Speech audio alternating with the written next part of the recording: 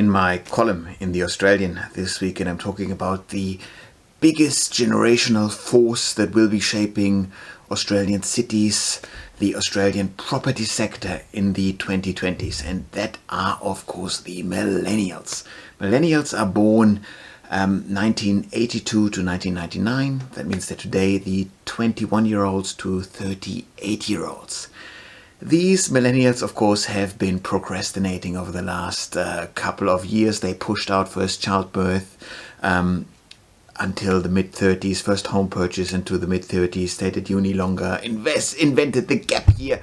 So they haven't really started life as early as previous generations, but in the 2020s, millennials will do just that. They will hit the cities. They will be the driving force because they are in family formation stage. That means millennials who are currently living in 1 and 2 bedroom apartments in the inner cities of Australia, they will need more bedrooms. They will need at least another 1 or 2 bedrooms for the kids. Maybe they'll even need 1 more bedroom for a working from home study.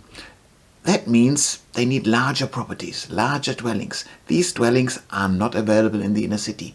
That means millennials move to suburbia. They might even move all the way out to the regional centres that are really well connected to the capital cities of Australia. So that's where millennials are going. In the meantime, who is moving into the 1 and 2 bedroom apartments that millennials vacate? Well, clearly, obviously, it's the next generation, Gen Zs, born between 2000 and 2017. They are meant to move into those apartments, and they will.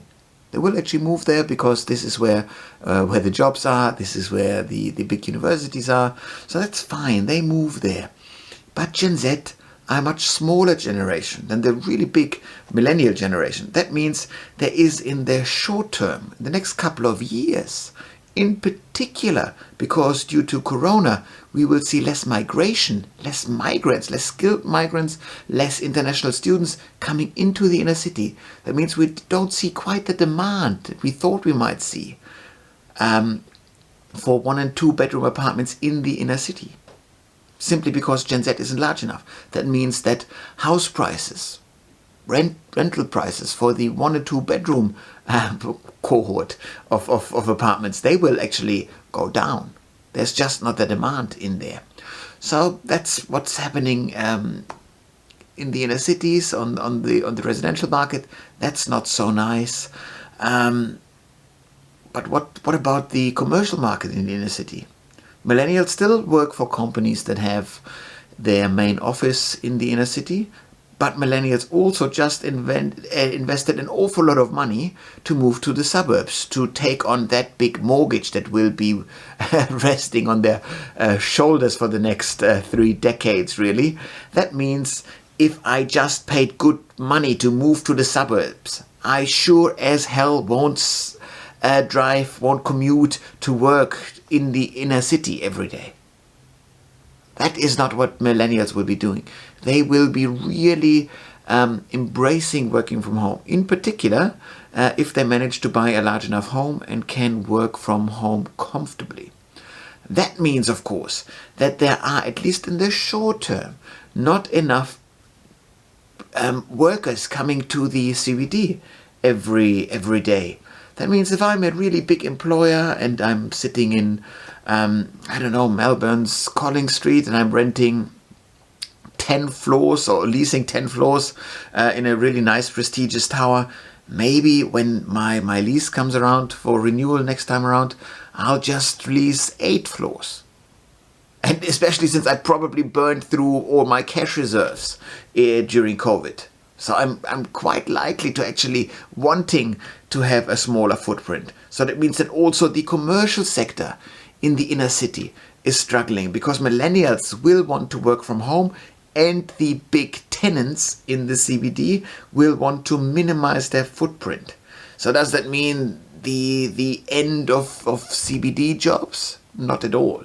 But it means a short-term slump in the demand for commercial property in the CBD. In the long run, Australia will grow population, will grow jobs.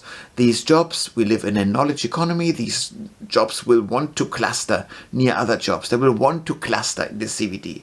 So over the next couple of years, the CBD jobs eventually fill up again. And then there's enough demand. But it will be hard for a couple of players to live through the next few years. Which then, of course, always means if people struggle, it is largely or most likely the big players that survive, and they can then just buy at discount prices the properties that the smaller players leave behind. That's a real possibility that we're now shifting towards a real estate market that is tilted more in favor of the big players, particularly in the inner city.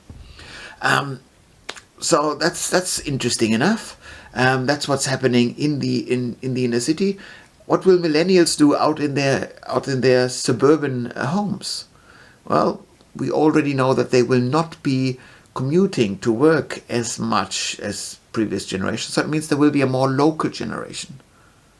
They will be very, very much focused on creating a close-knit community in their suburban nests, if you will. So that means that transport will be impacted. Public transport, especially with the experience of COVID, will probably not be the favored option. Neither will cars. So I would actually expect that the suburban neighborhoods where the big cohorts of millennials move into will become more walkable, will become more bicycle friendly, because it's this active transport that the inner city dwelling millennials were very much used to. A very high share of millennials living in the inner city rode their bikes and walked to work. They will want to have this ability of cycling to drop off their kid at the kindergarten, to go to the supermarket. These kind of trips are hopefully done more in an active way. So we will see, just by the fact that it's this big demographic wave of millennials reaching family formation, we kind of can make pretty clear predictions about how the world of suburbia and the inner city in Australia will change over the next couple of years. That said, hope you enjoyed all of this, and please make sure to subscribe on YouTube if you want more of these quick summaries of my columns every week.